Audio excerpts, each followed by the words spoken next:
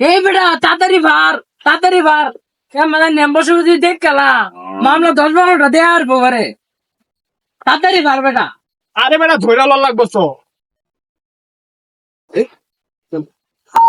হালারা আমার গাছের করা করা আমডি তোরা ভাইরা খাইতা সস খারো আজকা তো করে লই আছি। আয় বসে তাড়াতাড়ি নাম বসি বেটা। হালারা সব আম পাইরা খাই আছে বছরে একটাবার আমে একটাবার আমও খাইতে না। পানি করে করতে রে